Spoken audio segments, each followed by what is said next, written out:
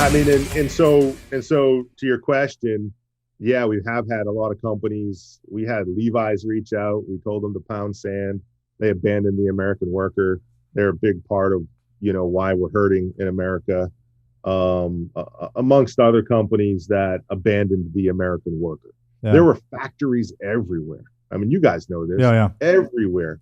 Every town had a purpose, and the corporate greed, the runaway capitalism that came in and, just chose profit over people. They're partly in a big way responsible for what's happened to America's communities. Right. So because the people are your profit, right?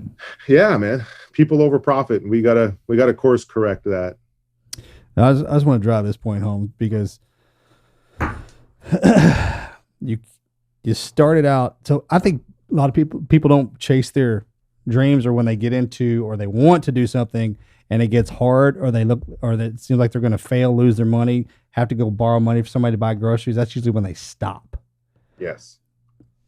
You took something that was everything and then was lost and brought it back to life. And now it's flourishing, and you came from and started with absolutely zero.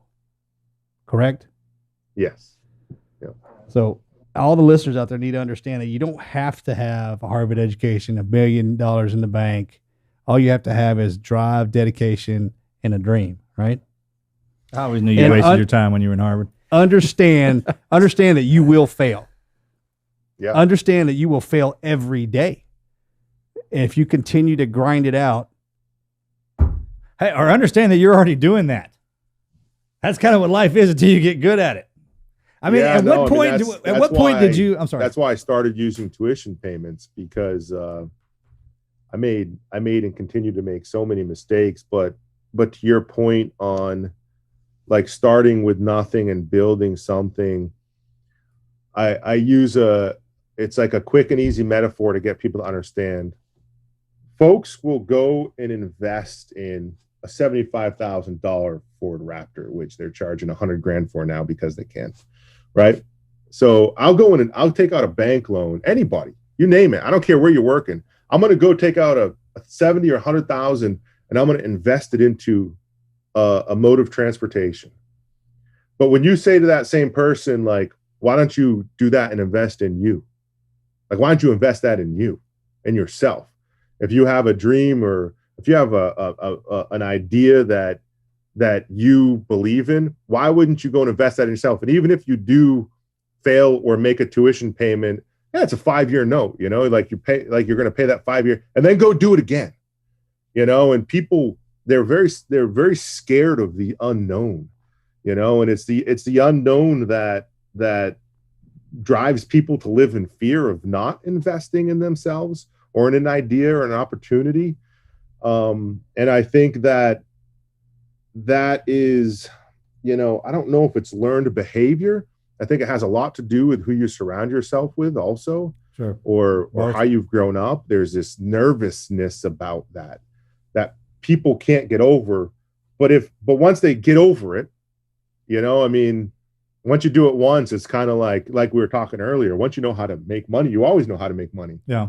Well, it's the same thing with business. Like I could do this again. Like what I feel like I've captured and I have now is experiential knowledge. Yeah. No one can ever take away from me. Yeah. And it's powerful. It's powerful. Sure. So. Sure. Cause I mean, at what point when you're starting out, you're like, hey, I want to start this geek company, man. You had no idea that it was going to grow into this. And I think what you lose is, man, there is in the beginning standard. Like, this is how I'll know I made it. But you shotgun so far past that on the ride that you know what I mean? It's like you didn't even get time to enjoy it. Like, I had this standard I was set for myself. I know where I'm at now. I don't even remember. I guess we went past it so fast that's the ride. It goes from like a slow to a haul ass quick. Yes. Yeah. It's compounding growth.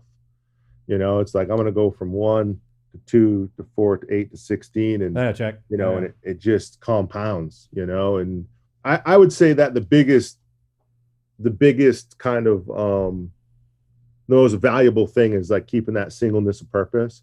because for me, as we've grown, we've had a lot of opportunities, you know, and I could easily like pull off and jump into this thing, or pull off and jump into this thing.